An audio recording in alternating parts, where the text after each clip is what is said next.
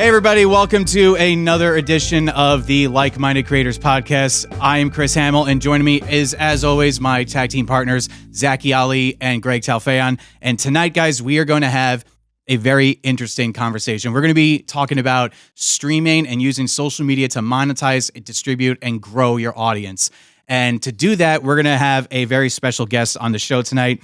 His name is Seth Davis, but you know him on Instagram, Twitch, and YouTube as sethdrums. And for you to just say your first name and the instrument you play, genius. That takes some guts to do, Seth. So first off, welcome to the show, man. It's a pleasure guys. to have you on.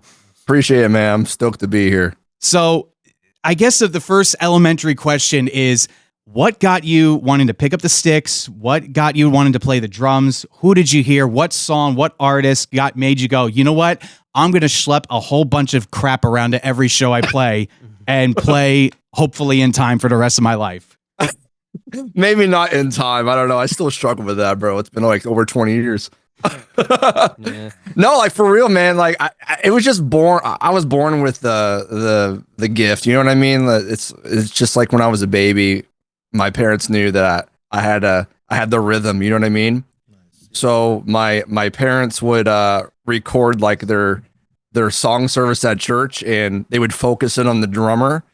And so we would watch on the old VHS, man. Right? I sound so old now. The old VHS. Dude, how old are you, by the way? I'm 35. Oh yeah, you're young. You're good. Yeah. Oh, I'm young. All right. Okay, thanks, man. I Well, appreciate I'm 42, it. I don't feel that so way. yeah, you're good. I'm 38, but I feel like I'm 88. 38, Like feeling mentally. great. Dude, some days I feel like I'm pushing 88. I'm serious.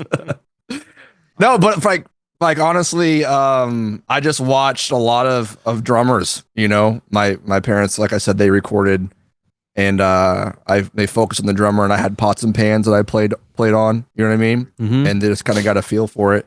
And then when I was 7, my dad bought me a red sparkle drum kit from a pawn shop. Do you remember what brand? I think it was Rogers. Hell yeah. And It's probably worth some money. If it was Rogers, I'm kicking myself that we don't have it anymore because it'd be worth a lot of money. Yeah, it would be. I I traded mean, pawn shop buys, like that's the best, right? Yeah, I traded a Rogers kit for, I think it was like $600 worth of, or no, it was $800 worth of Guitar Center credit. I could have got more for it, but I took it and bought new cymbals instead. So like I traded in, but like I found that kit. My friend's like, here, I don't want it. And I'm like, okay, dude, I'm going to get new cymbals. He's like, fine, get new cymbals. That's like taking an unboxed PS5, like when it first came out to GameStop, and the guy acts like the guy from Pawn Stars. Like, best I could do is like $20. Yeah. They're worth money though. You don't even know what you have until you later on sometimes, and it's like, damn. But yeah, so I'm sorry to interrupt, but I'm going to ask you questions on the way too. And we vibing. yeah, I just also want to hear who your favorite drummers were too, like growing up. So back then, Tony Royster Jr. was really starting to like grow, and he was a little kid. Yeah. And so when I was 9 years old, my brother-in-law bought me the Dennis Chamber and the Tony Royster Jr. video on VHS, and it was just like a bunch of him, like Tony Royster Jr. playing the drums on top of like funky groove stuff, Yeah. And I watched that tape. It was like an hour and a half, and I watched it all the time because it was like so inspiring watching a kid, like basically a little older than me, just rocking out on this huge kit with some legends, right? Yeah. So that was my first one, man, because he was kind of somewhere in my age. Yeah. Then it's changed. It's changed after. Obviously, there's been more drummers coming out and crazy and stuff. So. Was just always good. Yeah. Was never a Yeah, I don't think he was ever bad. Yeah. He just No, never, dude. He was awesome. But as a kid, it's crazy how fast he was. Yeah. all those cats in that league just I know. nasty. Yeah, I don't understand it. Other little guys that have started. They're gifted for sure. Yeah, they got the gospel chops, man. Yeah, and it's hard to do, man. It takes a lot of practice. You can't just go fast. It's not about just going fast. When you go to a metal show and you see the drummers just go play at like insane speeds, like that takes some skill and takes some chops. But yeah, when I'm going into churches and I'm fixing a church mix, some of the best gospel drummers you'll are ever hear. Next level musicianship, and I'm like, what planet am I on? Where it's right. Like, it's very spiritual when they play for sure. It's like, but there was a band like Aerosmith or something like that, and they talked about going and getting inspiration from like a black gospel church and just going and sitting in the back and watching, because it's like they just play stuff that's like not normal, but they make it work, you know? Yeah. So it's pretty cool to watch, man. It's really cool. So much talent. Yeah. So piggybacking off of that, Seth, you started playing drums. You obviously were in bands and played shows and gigged and, you know, got your chops up. What got you to say, I'm going to try monetizing myself online and really just like conquering that? I don't want to call it insecurity or fear, but like what that struggle, I think that's, for lack of a better term, to start monetizing yourself and putting yourself out there in the wonderfully nice world known as the internet, because there's never any mean people on the internet at all. But what got you to want to start streaming and monetizing your stuff? Well, I hated my job for one. You know, I worked at Walmart. Perfect and I worked as tech support. You know, it's like one of the hardest positions to be in because you have to deal with people that work for the company, you know, and it's not always nice conversations. Right. And but that's what I went to school for. I went to school for computer tech. So I was like, well, everyone goes and works for Walmart around this area because Arkansas is like the biggest, you know, it's got the home office and stuff. So, so I started doing that. Right. And then I came across Twitch. And there were some streamers that I kind of found, and I found out that there was a music category on the platform, very, very small. And I found a couple of drummers playing, and I thought, well, this is really interesting. You know, I'm like, how on the earth are they doing this? You know, and so I started connecting with them. You know, started to be a part of their communities and stuff, because that's how you grow. You got to be a part of the community and kind of mingle that way. So I just over the last, you know, several months in 2016, I just kind of started talking with these guys, and they were very nice, and they like, you know, they responded back and stuff. They didn't have to, but they did. And I thought, well, maybe I could do something like this, you know. So at first, I lived in a very, very small house. It was like 1,000 square feet in the middle of town. Damn. And I'm like, there's no way I can play drums here. You know, there's like no way. I would get cops called on me. You would piss off your neighbors every day. It would be terrible, you know. And so I kind of like played guitar a little bit, but I also did like YouTube drum covers. Like, and they weren't great at all. It's like you start out like, you know, you gotta start somewhere, right? Camera. You gotta start somewhere. So I was doing like a lot of like Pillar, you know, the band Pillar back in the day. It's like I did DC Talk stuff. I did all that stuff, you know. And you know, I posted, and so what I did was I was doing some like retro gaming streaming, and I was just streaming from my PS4, and you know, nobody watched me, and it's okay. You know, I wasn't consistent. So then I got a guitar, and I'm like, well, maybe I can learn some of the songs that I play drums on, so that I can, like, you know, guitar cover, you know. Yeah. Bro, I was so bad, dude. I was so bad at guitar. And so I learned like 4 songs. I learned like 4 songs on guitar, and I started streaming after work doing that. And then wait, just the whole time learning 4 songs? Learning for yeah, it's like I always stream for like an hour. Well, you know, so you're streaming, it's like playing part of a song or like whatever. Yeah, I was learning songs on stream. Like I learned the entire Linkin Park Meteor album on guitar, you know, but I had nobody watching me. So you're filming that while you're learning it. Yeah, so I was streaming live, but I also recorded it too, you know. Yeah, right. But so let me just tell you that this was before like I was posting any content that was streaming related. This is way before that. Right. The only content I had posted on YouTube, which is like drum covers, that was it. You know, nothing related to what I do now. And is like for the last 12 years I posted just here and there, you know.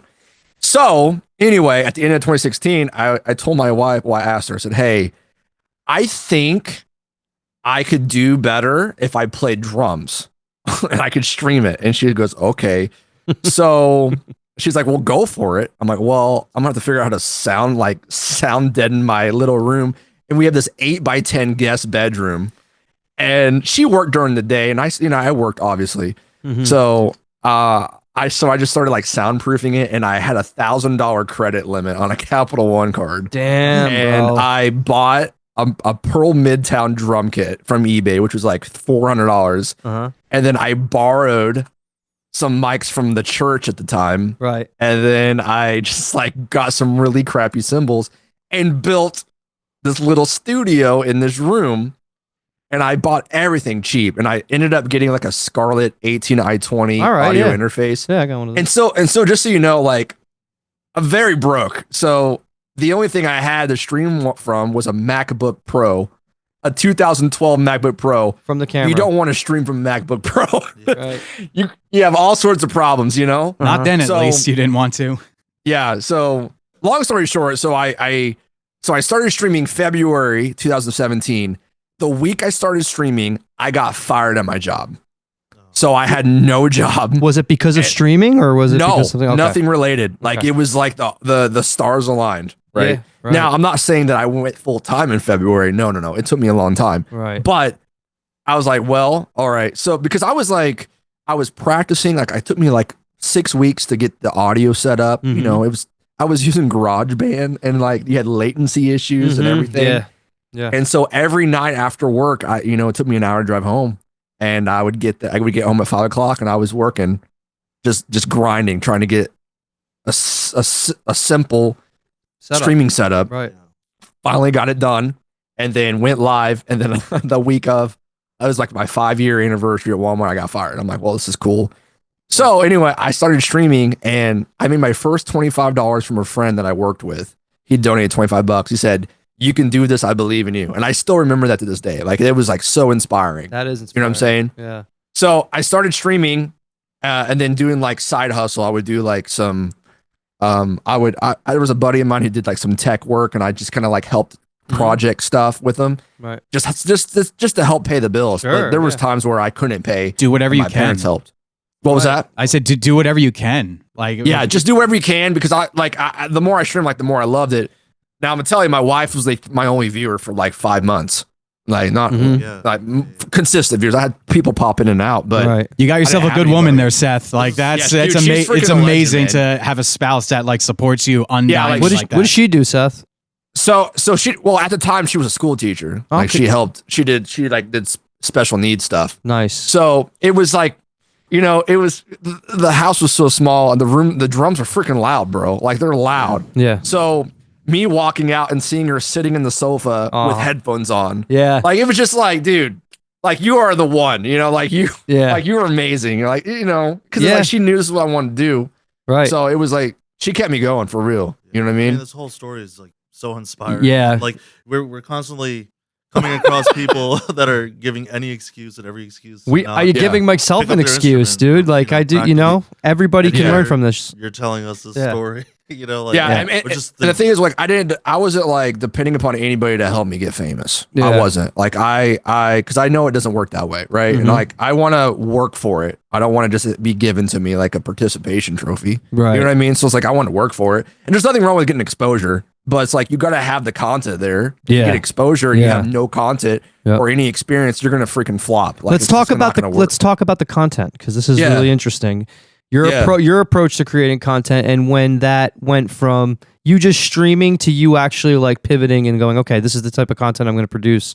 Like you using voiceovers from SpongeBob, Oh, and yeah. playing covers to it, and then can't get through the whole because you're laughing because it's so Yeah. funny. Right. And that's I thought was so unique compared Yeah. to everybody else, and it inspired me to want to do the same thing, to be honest with you. And that's why we have this channel, is because people like you are doing it and actually have this story, and it's like, wow, there's no fucking excuse after this. Yeah, there's not. There's really not. Like, there's come on, not. you know? Before I took YouTube somewhat seriously, and now that I take it actually seriously, before I started doing all this, I saw Seth's like his drum AI covers come up on my Instagram algorithm Yeah. and YouTube when I was just looking at, hey, how to record better drums or how to mix That's better drums. crazy, dude. And then Seth's videos would come up and I'm like, what is this? This guy, he looks way too happy to be behind a drum set. What's going on with him?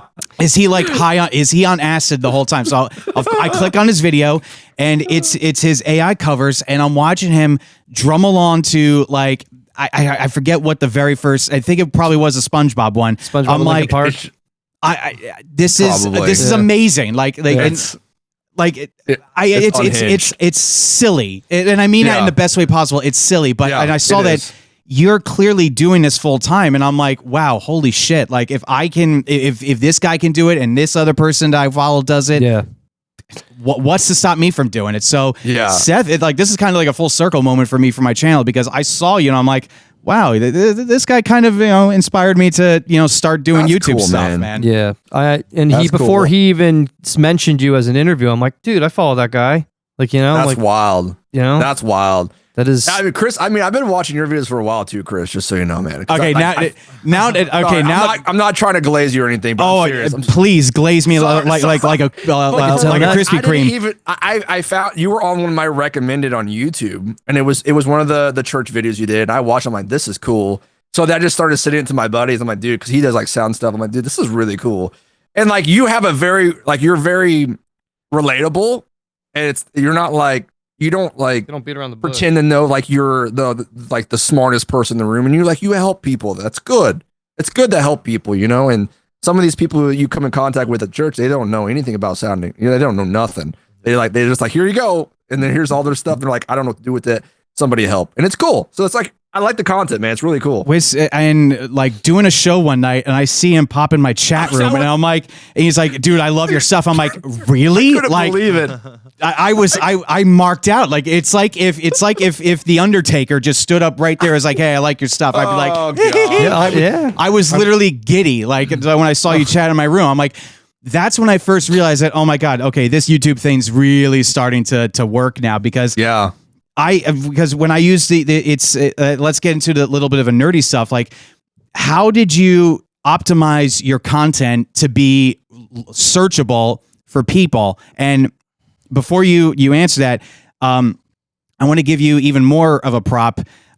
You said it best. It's genuine, and you came off as a genuine person. I think that's why people relate to you so much.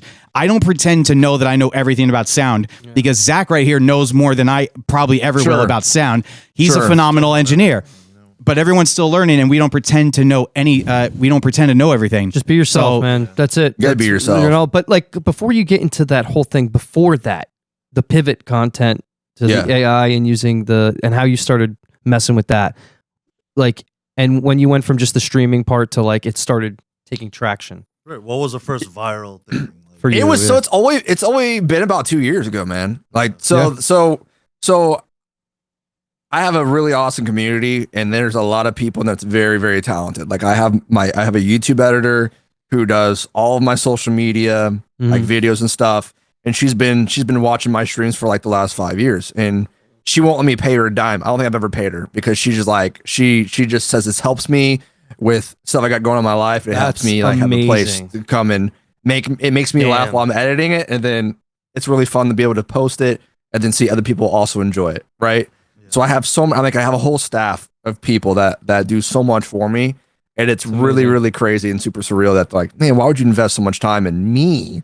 Right. Me of all people. But they're like, you're basically our medicine, It's amazing. Like, I mean, the world's a crazy place. It's like, we got to have a place to come and, survive sometimes, Yeah. So like the pivoting point for me was, I posted often. I did a lot of mashup stuff that I reacted to, and all the stuff that I post, people come in and suggest them. Right. So it's all, I don't make all the songs and stuff, but like people come in and find this crazy stuff, and they'll suggest them. I'll react to them live, raw.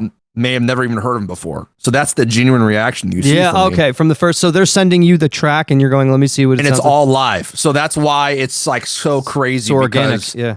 some people think, well, you're just faking all this stuff. I'm like, dude, come watch the live stream, and you're gonna find out that I'm not faking it, because I cannot fake me about to throw up. I never thought about that. You've ever? I never felt like you were faking. And then you it have ever. a lot of the clickbait fake reaction stuff, but it's like, I promise you, man, like I can't. I literally can't. I can't fake it, bro. So anyway, so the first video that went crazy viral was Roxanne, but it was just rocks. That's And that video, well, it's been a while since I've looked, but I think on that video alone on Instagram got like 19 million views, I think, or it was around 19 million just on Instagram. And I found out that the drummer for Sting found the video and like talked about it. And then there was like some radio station. Wait, Stuart Copeland or Sting's solo act drummer? It wasn't his. That's not his current one, is it? No, no, it's probably a session guy that I don't. It's like a session. It was Stuart Copeland. But Stuart Copeland may know me. It's a very, very big possibility, you know. You're playing their But, song, yeah. But yeah, so that was the first video. And the craziest thing about it, so I post a TikTok, Instagram, Facebook, YouTube. I always post the same videos to every single thing. Right. That video popped off on all platforms. That's crazy. Every platform I posted to was like 5 million views. I mean, it was insane. And I'm like, is this normal? Like for the same video to do this well on all platforms? But apparently that's how it works sometimes, right? That's the way it should be. So yeah, so that video like was the start of it, and then I started posting some other crazy mashups with like All Star, but it's Africa by Toto. Right. Like we're just posting like crazy stuff, and it would do well, right? It'd do well, and then the audience started growing, right? The community started growing on these platforms. So then after like the first video that's viral, they start going back and watching old videos. Right. And that's the cool things. Like that's why I say it's so important that you have content already. So you're kind of like seasoned. So people won't be like watching one video and that's it. And then they're going to forget about you. Yeah. Right? So, I mean, I still have people to this day going back and watching that video and commenting on it. It's been 2 years. It'll be 2 years in January. So it's a digital asset. That was the first one. Yeah. Yeah. So like that was one of them. That was crazy to me. I couldn't believe it. It's just like the follows just kept coming in, you know? And then honestly, like when you're blowing up, so I'm asking you questions while you're answering the other one at the same time. So we can like get a perspective of monetization. How did you start connecting? Like, okay, I can make money on the front end of these plays being, viewed, right? Yeah. I mean, I don't know if you get that, but that's potentially what can happen on the front end. Getting those views will get you paid by certain platforms with the right distribution. Like, sure. So like, how did you like start connecting the dots there to actually like, okay, Twitch, you get paid, right? YouTube is different, right? You can get AdSense and stuff like that. How did that kind of start coming together? So at first, with the first viral video, I didn't have enough followers to even meet the minimum criteria to be able to apply for like Facebook Meta partnership, whatever it was. And then TikTok didn't have a partnership program really yet.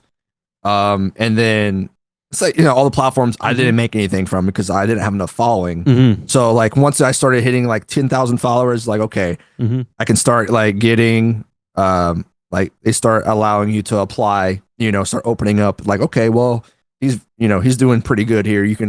I'm at the minimum criteria. So I started applying. And then I didn't make really much at all. I'm gonna be honest with you, man. Like it's because you got copyright, right? You got copyright you deal with.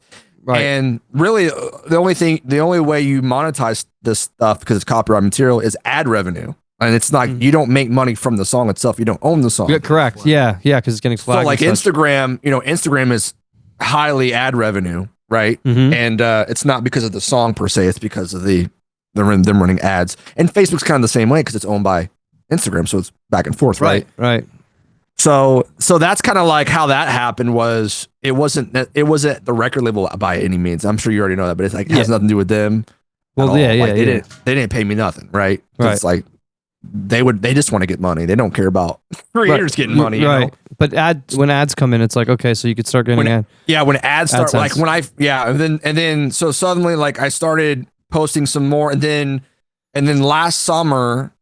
I posted, so then YouTube Shorts, right? YouTube Shorts came out like, I don't know if it's been 2 years yet.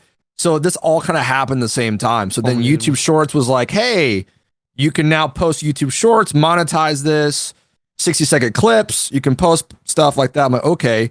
So I started posting on there. And then TikTok was like, oh, we have a music library.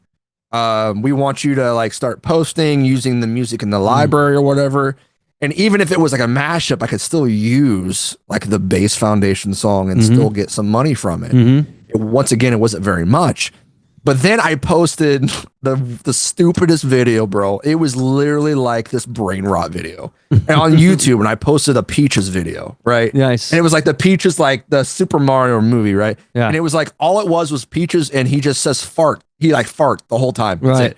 He farts. And that video, dude, got like 50 million views. Like, I'm not even joking. Damn. And I was making like more than my mortgage payment just from that 60-second video.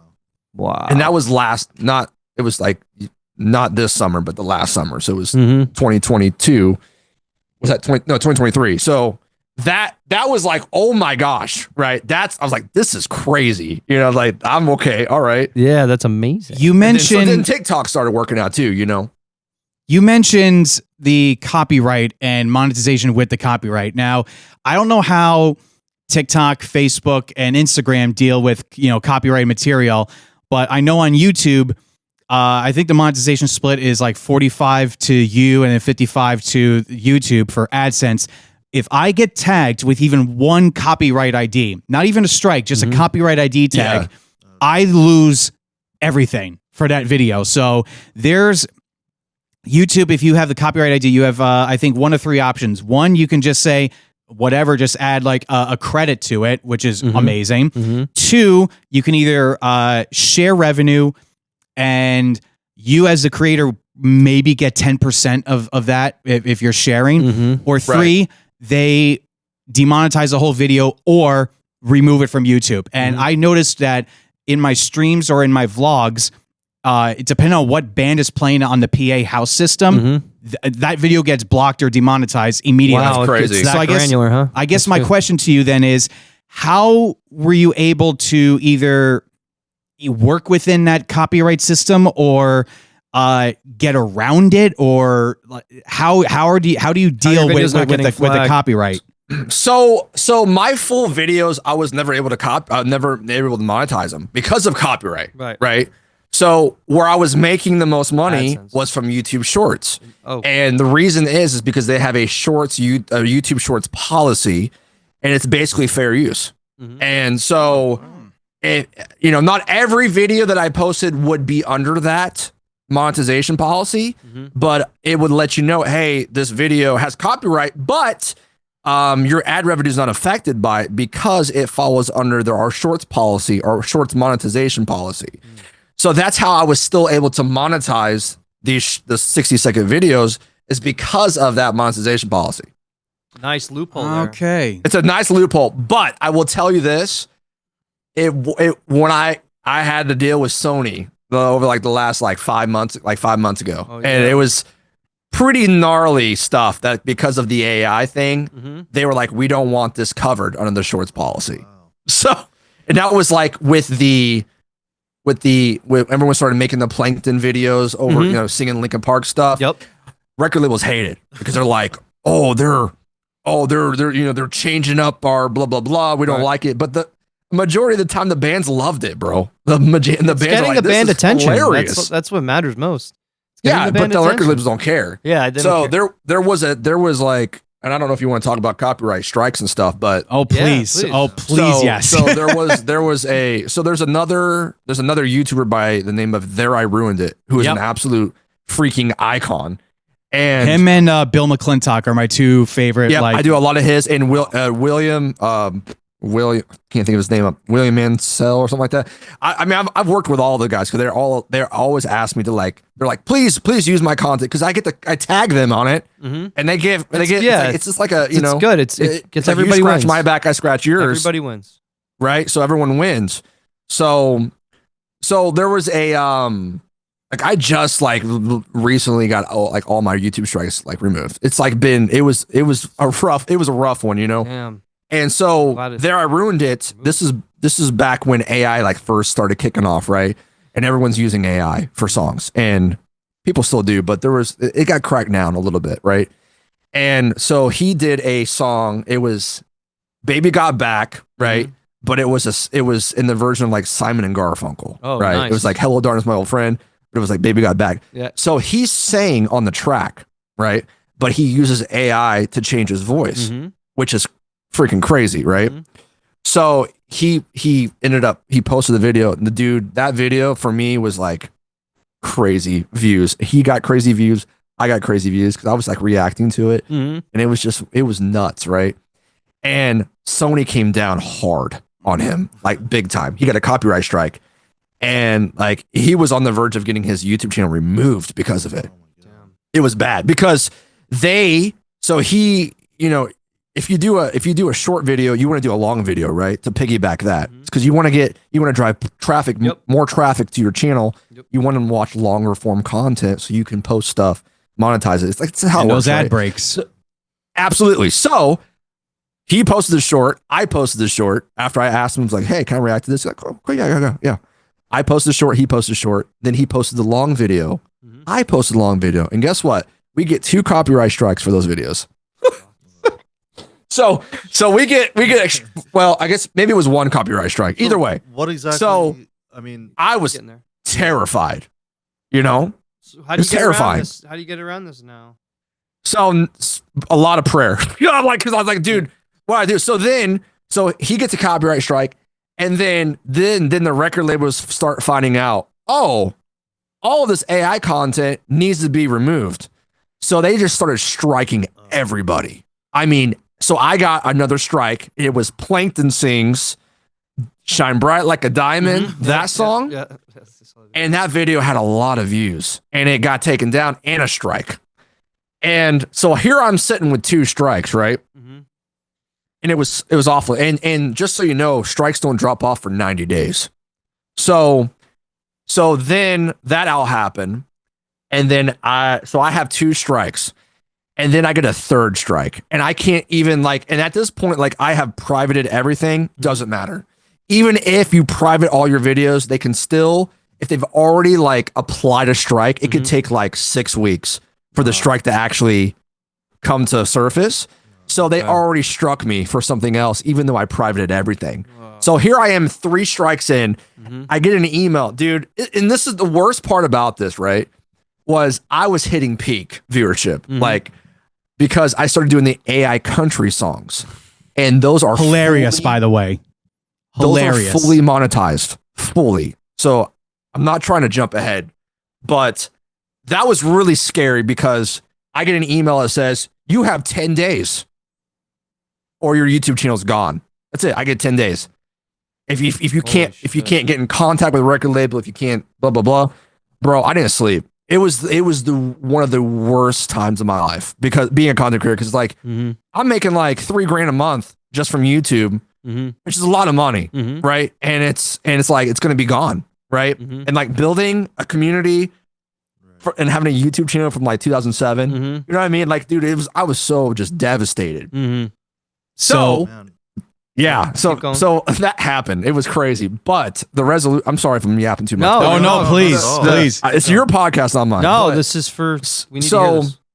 There, I ruined it, bro. He reaches out to me, goes, "Hey, man, by some miraculous miracle, I got an email response from Sony record label." I'm like, "There's no way," and they're going to remove the copyright strike from the same video that you have a strike from. I'm just like, the angels have fallen. The angels are here. The light has fallen from heaven. I'm like, okay.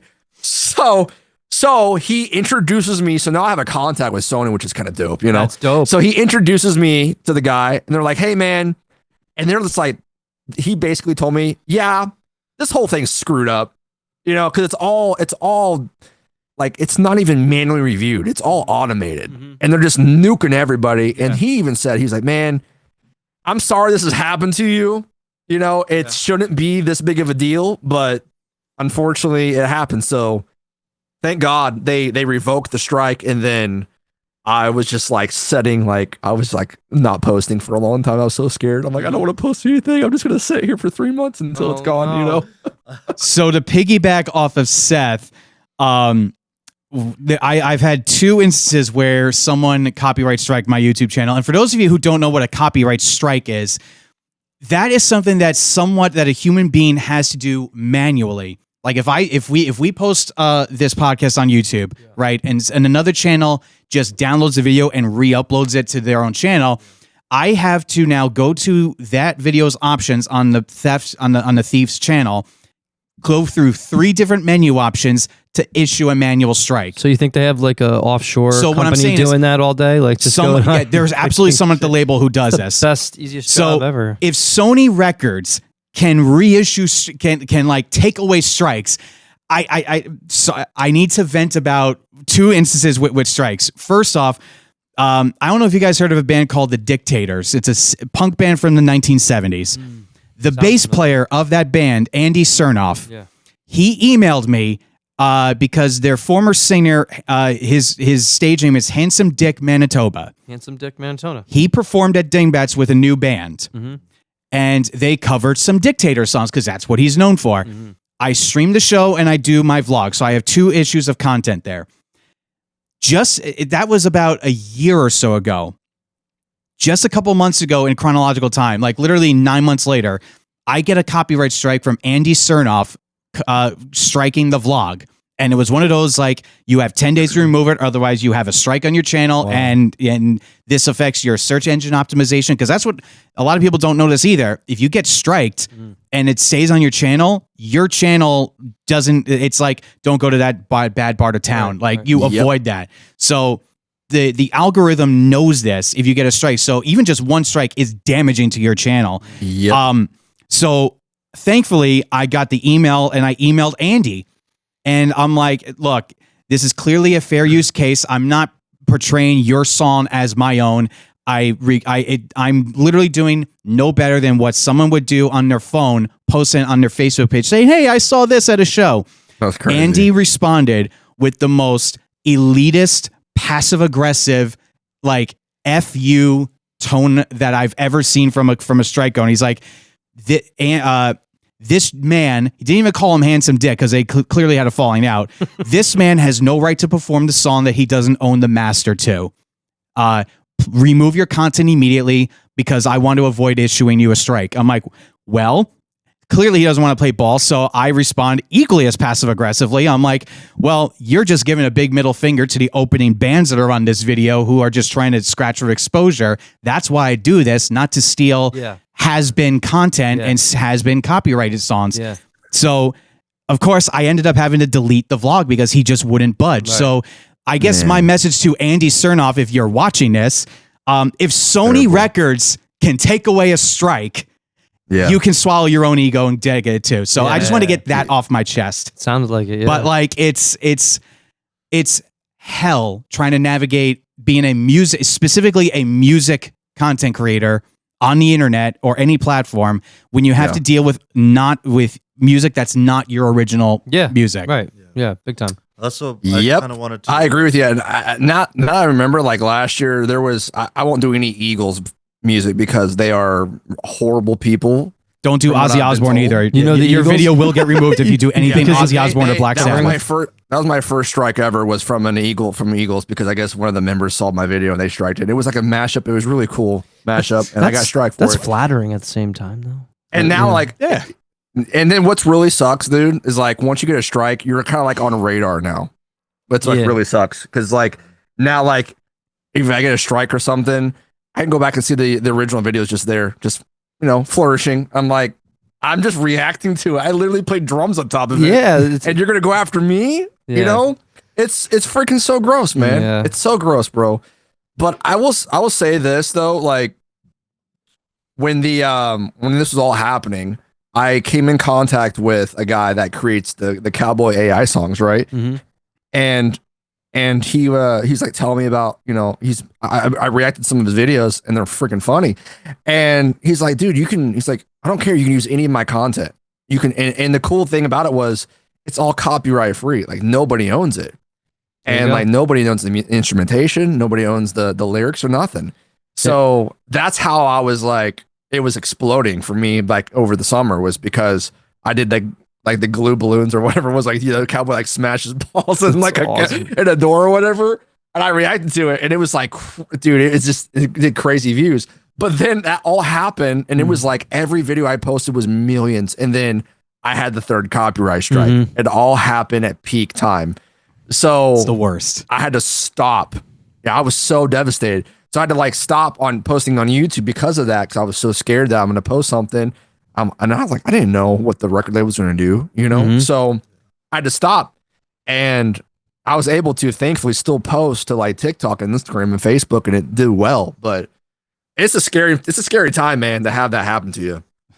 Yeah, for sure. I mean, man, you're explaining how you got, copyright free material and stuff. But before that, when you were doing AI, why don't you tell us a little bit more about like the AI you were using to create these songs and yeah, so there's several websites you can literally like they're still up. You can just go and they have different characters on there, and you can just take the YouTube video, throw it up there, and it throws an extra layer. It will show like the layers of the vocals, and it's kind of like Moises. Have you ever heard of Moises? Yeah, like, use it. Yeah, it's basically the same thing, and it just takes the vocals that are on the original track and then just kind of like layers it on top of that, and they're not always good. Trust me, So they're not always good. Some of them are really, really bad. So it uses the original audio from the video, basically. Yeah, it uses it uses the same. Okay. So that's one reason you can't copyright. I mean, you can't monetize it because it still uses the original song, but it just layers an extra. Let's like back up a second though. Now I feel like there's a way you can go through like DistroKid and choose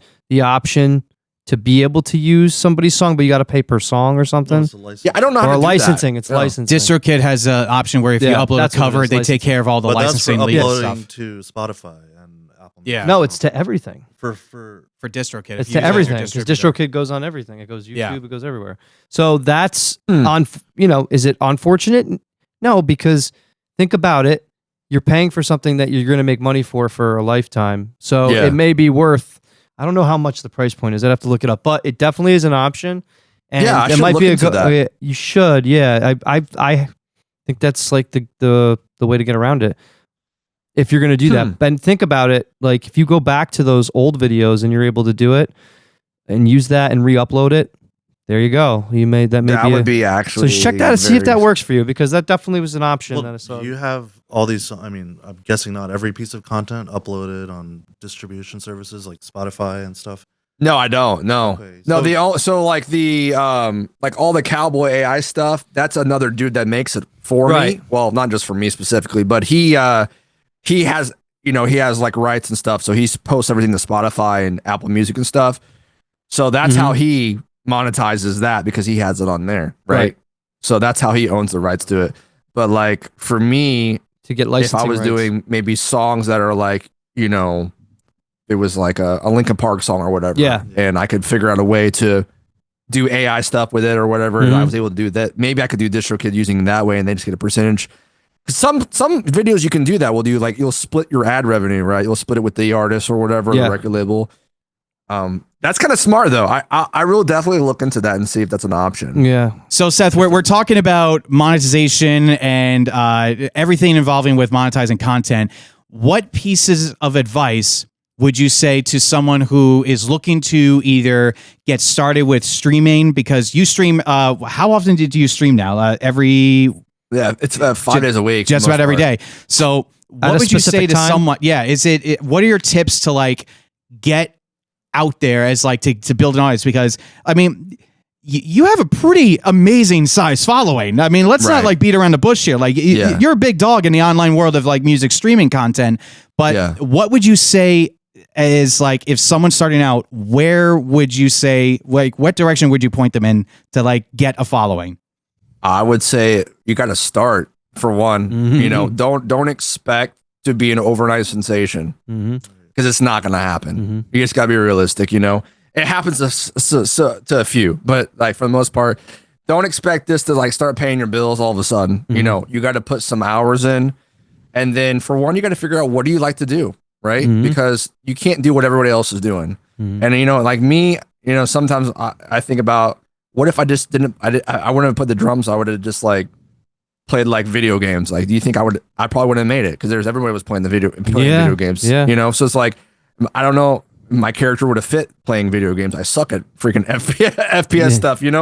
So you gotta find out because for me like drumming is my passion, and then I also love to make people laugh. Right. Yeah. So that's it's just my personality. I just enjoy cracking jokes at people and and just have a good time because some people didn't want to wake up today, right? So like I just try to be lighthearted, right? So it's not for everybody. I'll keep it a buck with you, man. There's been people it's like, oh, streaming and making content is easier than a 9 to 5. I'm like, bro, no, it's not. No, it's not. Like I like maybe if you're if you blew up in a week and you have 30,000 viewers now, maybe it's easy for you. But let me tell you, I've been doing this like 8 years, and there's been some very rough nights of me trying to go to sleep thinking about taxes or something. You know, it's like there's just a lot of stuff to it. But on the flip side to it, it's the best job I've ever had because I get to make a difference. Yeah, you know, that's like I awesome. get to change people's lives, and I get to see. And there's so many people, you know, all over the world that may come across your content. I mean, I get messages all the time like, Seth, you helped me get through my 3rd round of chemo. Seth, Seth, like I have this disease.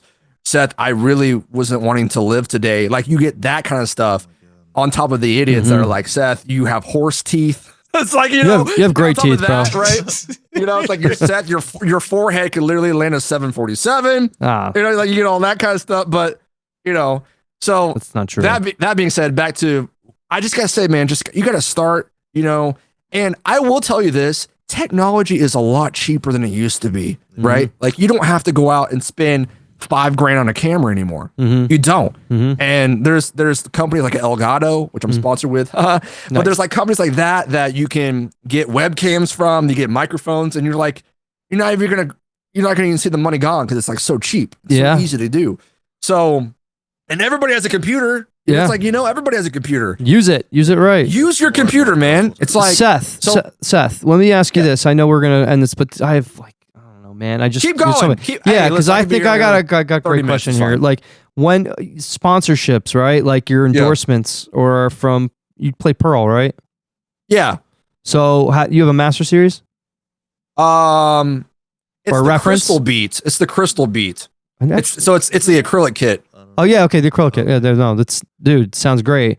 When did that come into play? Because you start endorsing the products you use, right? I'm going to be honest with you. I'm not endorsed by a single drum company. You should definitely look into it. And here's a problem. A lot of them hate me. I'm not even joking. They hate you? I'm not going to give you names, but why would they do that? They don't like my content. They think my content's too silly. They think my content's like on the line of being like parody and stuff. Like I'm not a true musician. It's crazy, bro. I'm serious. I know ridiculous. Several, like Ellis Tapario. I know Zach Grooves. I know a lot of these guys that do drumming content, post videos, and they have reached out to companies for me, and I've gotten like specific answers. Oh, we know him, we just don't enjoy his content. So it's like, well, that's going to turn around. I've went through, and I know a producer in Nashville, and I've talked to him like, dude, like what do I do? He's like honestly, like they're pretty political, so it's like all you can really do is show them your numbers, show them the video of like numbers you get and your following, and then apply like every else. And they decline me. It's like, it's crazy, you know. You try Tama? So I play Pearl. No, I know. Did you try Tama? I have played Tama before. Yeah, I played it was a what was this? Star Classic? The Star Classic Babinga Maple? Yes, yeah. Maple or Babinga? Yeah. So I've played all of those, but see, like my community helped buy all of the stuff that I have. That's awesome. So like this, all the things that I have, like all of the gear that I have, it's all 100% by the community. Like they help me, like, because there's no way. I got like $80,000 in gear. Like I'm not even joking. Like it's like there's no way. But it took years, right, to get. And I started with nothing, and then it's like, you know. But you ever think about just even like putting affiliate links to the gear you use, and then basically if anybody decides to actually purchase it, it's because of you and came through your channel? So now that you mention it, I did do. There was one that it was a drum thing, and you could literally just put affiliate links in it. I did that once. I'm not currently using that or anything, but I did that, and then like Amazon affiliate links and stuff like that. I've done that. Yeah. But the really hard part about this is because a lot of these companies are still super old school, right? They're like, because they want you to be like, okay, well, how many albums you've tracked? Like, you know what I'm saying? Like they want to see that kind of metrics. I never knew that. That's you're shedding light on this, because I really thought it was about numbers, like literally about exposure. I wish I knew more, man. There's a lot of drum companies though, Seth. There's what's see, I play Vic Firth. I've played Vic Firth my whole life. Yeah. And so it's like, why would I want to switch to a pro market if I play Vic Firth? It's like I played Meinl for years. Yeah. You know, and it's like I mean, I will, but it's like, why would I want to? I mean, I don't know. Maybe I'm wrong, but it's like, you know, if I've already used their products for so long, why would I want to switch? Oh, you making me feel. I want to give you a hug, dude. No, it's all good, dude. Listen, man, it's gonna come. It's gonna come. It's definitely gonna. At the end of the day, it's like, you know, my time's coming for sure. You know, it's like it will, and I try, you know, I try not to be like super salty because I know there's some of my buddies that's gotten endorsed by like Zildjian and stuff, and like good for them. But it's like, bro, I literally get like 15 million views on a video. Yeah. You know, it's like, but it's like at the end of the day, it's like, oh, they want to see someone play more technical and stuff. They don't want to see someone. Let me ask you this: goofy. you ever wanted to, you know, kind of go outside of what you do? And I know it's cool to be at home all the time. You don't have to tour, but you ever think about, because you have such a big presence, you could start targeting cities and actually go performing with bands or like a collaborative effort?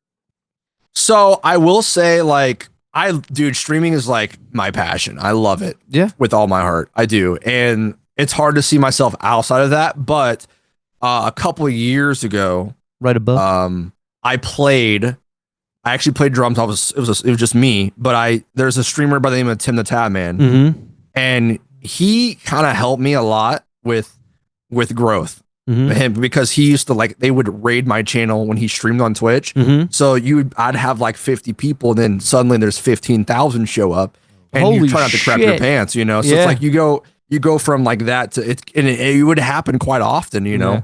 And like 2020 was like crazy because everyone was home. Mm-hmm. So there was one time where I had 80,000 people show up all at once. Like, that's a stadium, Holy, you know, and it's all looking at you. It's like really hard not to like pass out, right?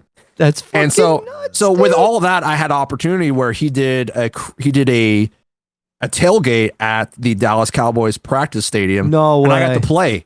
That's and I have ridiculous. I have YouTube footage. I'll just show you guys it. But yeah, I did an hour set, and I played like a bunch of like Linkin Park stuff, and it was just me, the drums, karaoke and drums, the track, and it was awesome. Yeah, so I was like playing, you know, and so that was like my first time ever playing outside, and that was really cool, getting some connections that way too, you know. So it's kind of weird because now it's like people recognize me from that, you know, and then it's just wild, bro. It is wild. So, I could see you just parlaying this into where they just basically can't deny anything from you. Like you could basically just do targeted performances, and just fucking just destroy. You're just not that you're not destroying it now, but it's like, think about like where you could, you know what I mean?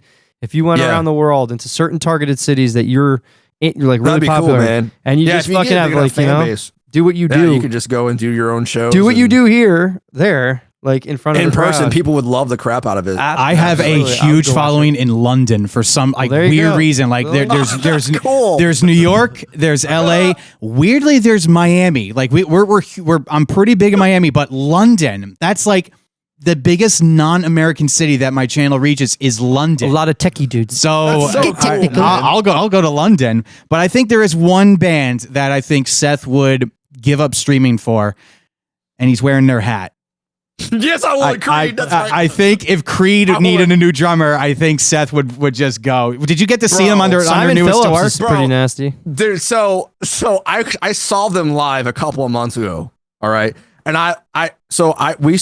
we bought tickets like last year, and I bought, it was a Christmas present. I bought the full package, VIP. I bought the whole thing. Like, you know, who knows if we'll ever get to see him again. So I'm gonna do a meet and greet. Mm-hmm. And dude, the most embarrassing thing was like we got to go through pictures, right? So you got Mark Tremonti, you know, you're like, oh, you're okay. Yeah, dude, I touched his butt by accident. Bro, it was because you're like, you know, meet and greets. Like, if you've ever done one, it's like you're like cows going through like a cattle, like, you know, you're like going through and like you can't look at anybody, just go up and take a picture and then you walk out, right? So I put my arms behind him and I just went right on the back, his backside, and I almost died. I thought, oh my gosh, I hope you don't realize I did that.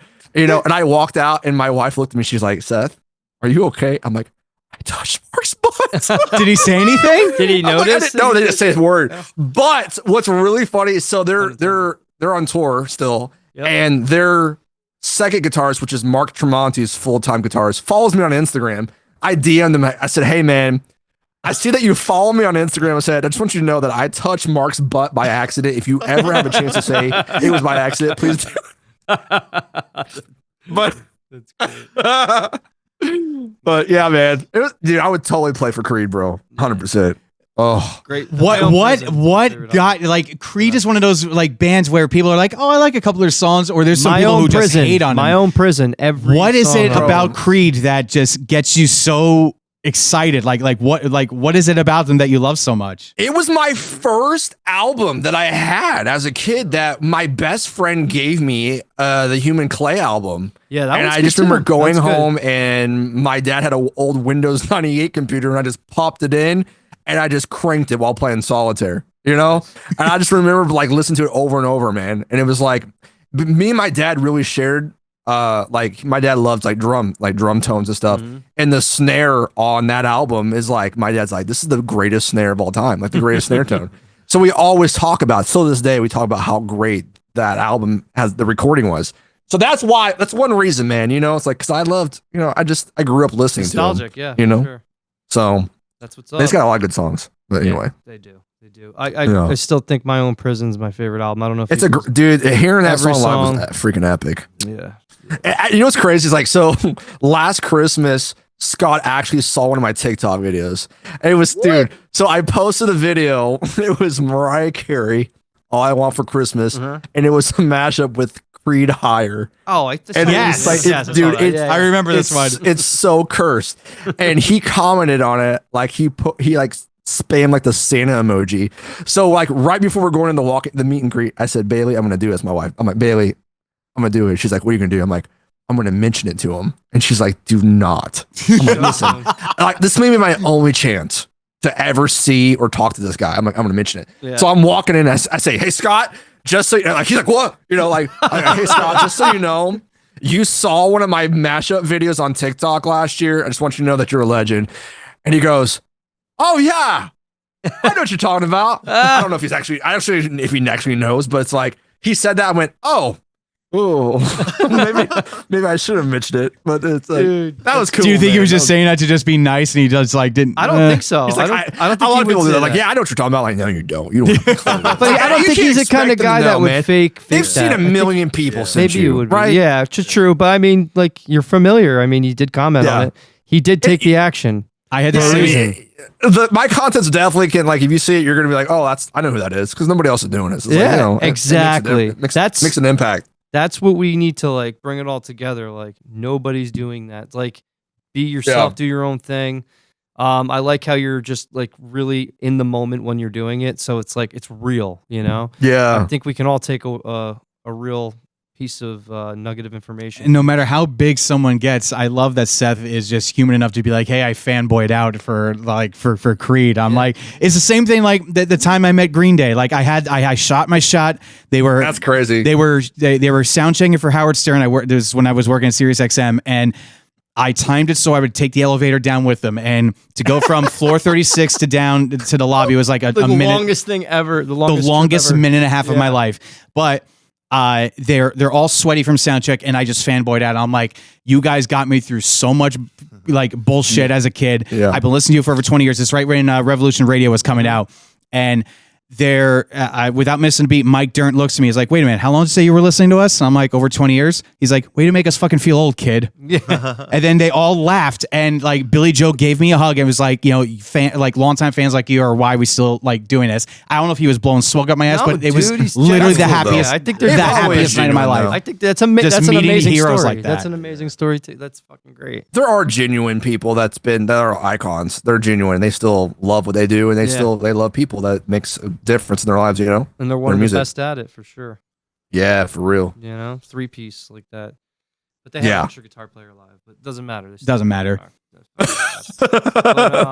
I'd love to meet As Dave. far as, I'd love to meet Dave Grohl, but I don't think I'd let him go near my girl. I don't But think that's that's besides the not- point. No, not at all. I would too, man. I would love to meet them too. There's a lot of those people. I'd like maybe someday. yeah, Maybe someday. you can collaborate with them. Yeah. Maybe. I don't know. Dude, on. I will tell you this was kind of cool because I did like a yacht rock. So there was like not long ago, there was people were doing AI yacht rock stuff, Mhm. which was just like basically like Bee Gees, but Mhm. people were putting Love the beat. like in the end Linkin Park lyrics in the Yacht Rock stuff.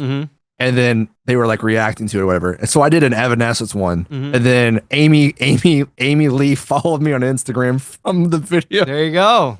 I'm like, this is so awkward. go. It's like, oh. And I started seeing her liking some of the videos. I'm like, bro, she liked the video about the cowboy with like the horseshoe shaped wiener. I'm like, oh my gosh. I'm like so embarrassed. I'm like, this is so awkward. When you make a girl laugh, you win them over. You win their heart.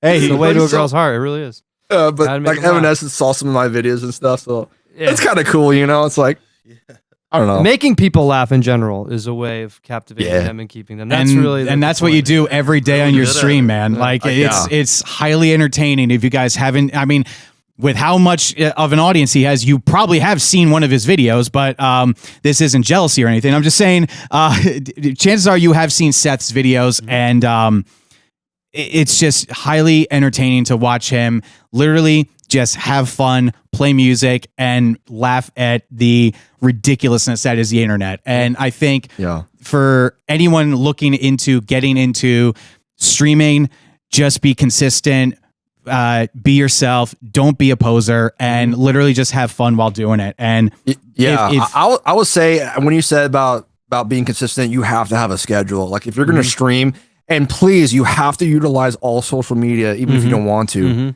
And you have to realize like how many people, it's so oversaturated now. Like even when I first started, posting videos, I'm like, it was saturated then. That was a couple years ago, right? So it is really hard. So you have to focus on creating content, and then you have to learn to do some video editing, using CapCut or something like that, or Adobe Premiere or something like that. And you have to post consistently. Like there was a time where I was posting 7 days a week. I was editing videos. My editor helped me with videos. I helped videos, and we were posting like 7 days a week, bro. Just to grind it, just keep on getting some videos into the algorithm and stuff, I've harnessed it back a little bit to only like a couple of a week now, but it's hard. It's hard to stay, have a happy life work balance with doing all that. But yeah, I can imagine. That being said, you just got to be consistent, go live at a certain time of day, even if you only have one person that's watching, and that's the hard part, is going live and not having people. Yeah. Because like I said, man, there was several months where it was just my wife watching. Yeah. That was it.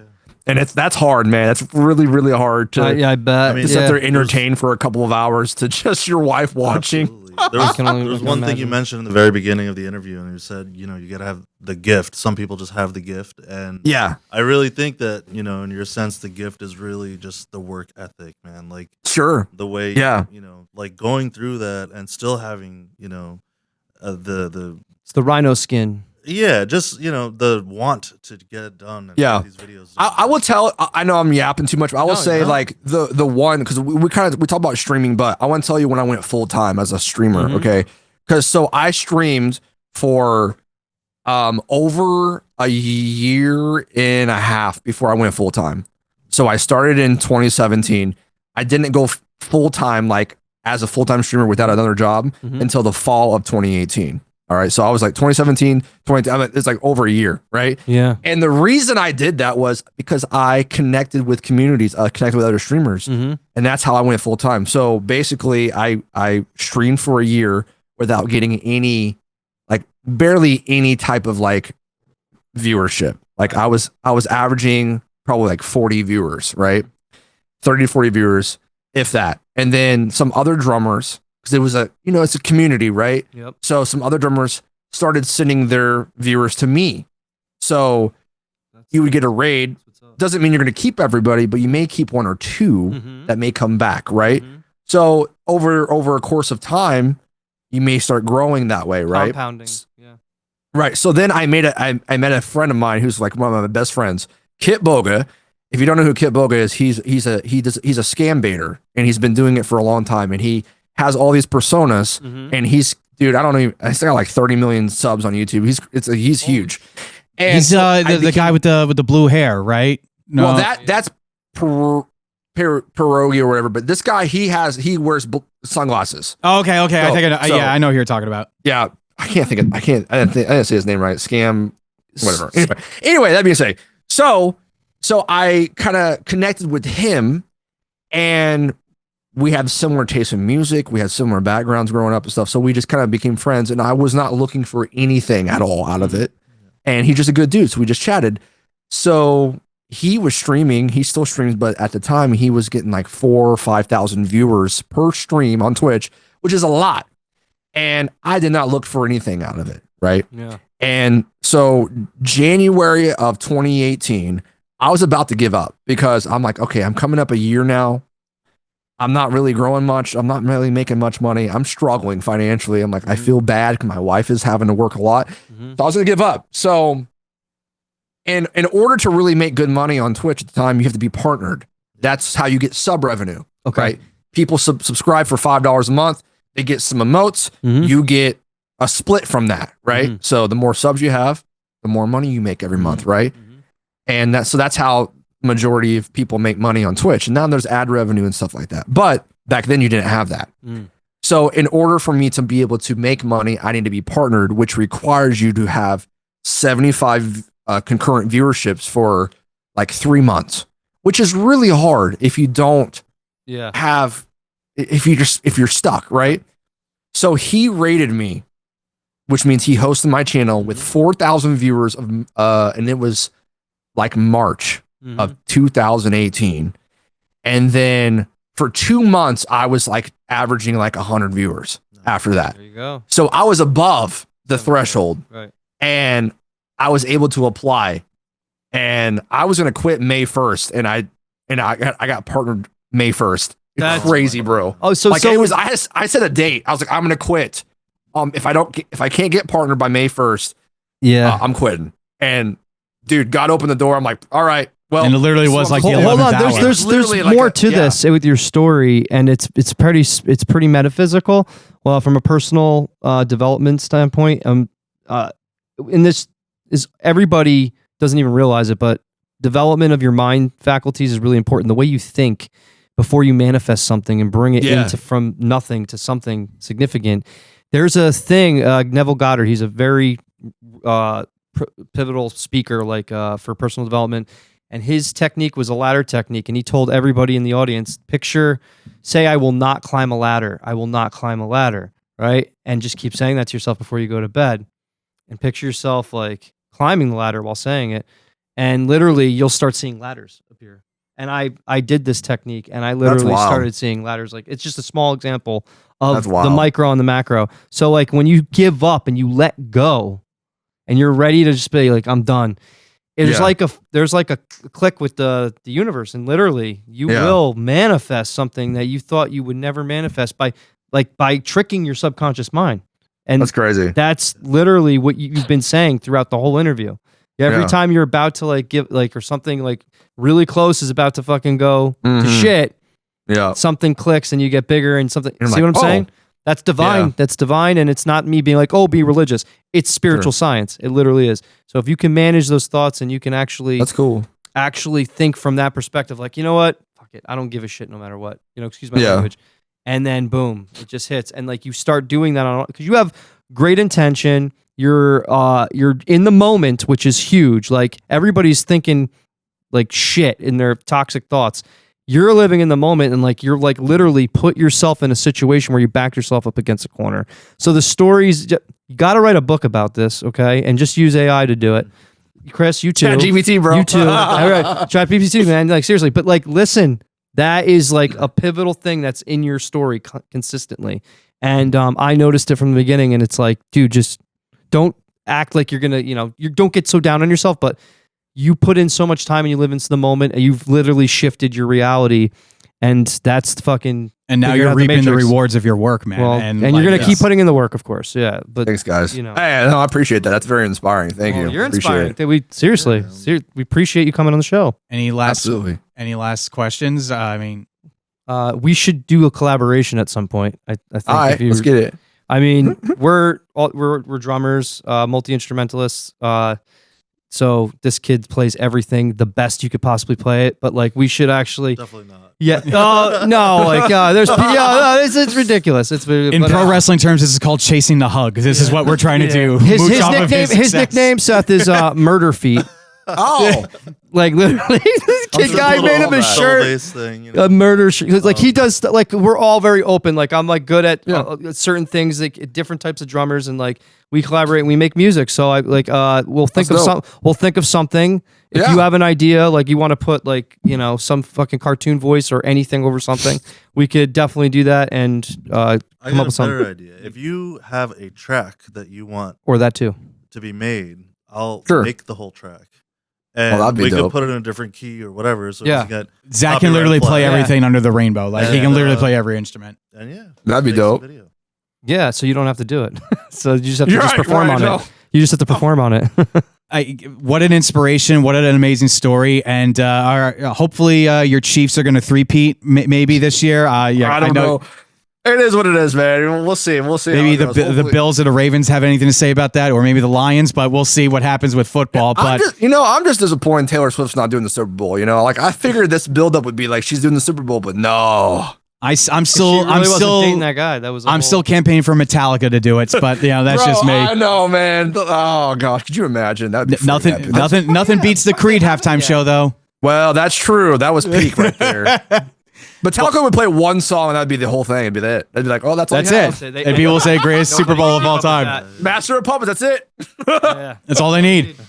Seth, thank you so much, dude, for this. And just on a more personal, I'm going to end on this on a personal note.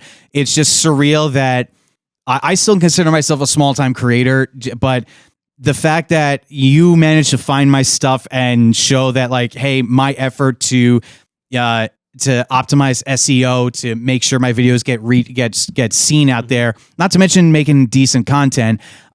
It's just surreal for me as a small time creator to have you like watching my stuff actively. And I just, on a personal note, just thanks, man. Like this is awesome. Dude. This is awesome.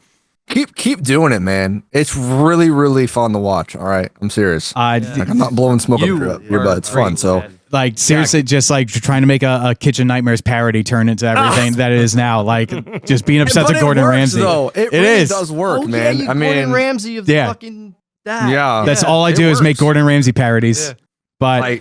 But you got to go into more churches that have worse problems, right? You have to keep go into like the dude. I don't know how much worse I can get from what I've seen. there was one that I watched it was like in that old church building. It was all wood, and you go and look at the freaking rat's nest of XR. Yeah. Yes. Okay. And you just sighed. I'm like, dude, this is the greatest thing. I'm just glad I'm not doing it. Like this is and what the one to make. The one that you said to me in our private conversation off air, one of the most recent ones I posted where I made a joke that the Tom heads looked like the Appalachian Mountains because of how rippled they were. And you messaged me like, dude, how the hell did you get that to sound good? Like, how did you manage to do that? I immediately went and bought drum heads because I was like getting secondhand. I was like, bro, I'm like, Lord have mercy. Can someone please give this guy? They were, dude, I cannot believe it. How bad they were. I'm like, there's no way you don't notice if you're playing the drums. Like this is like hitting pancakes. Yeah. And there was someone who even DM'd me and was like, dude, you totally faked. You totally sampled those. Like you totally faked it. I'm like, no, it's just. No, you did. There's no way. Like there's no way I faked that. Like I don't know how you tuned them. But crazy, man. Seth, I am Seth Drums on all social media platforms. Seth Drums on Instagram. Just check him out if you want really good quality, fun streams. And Seth, again, thank you, dude, so much for being a part of this. And continued your great success, man. Yeah, man. Congratulations. Thank you, guys. Appreciate you. Catch you guys in cut. Catch you guys on the next episode. Cut. And there we go.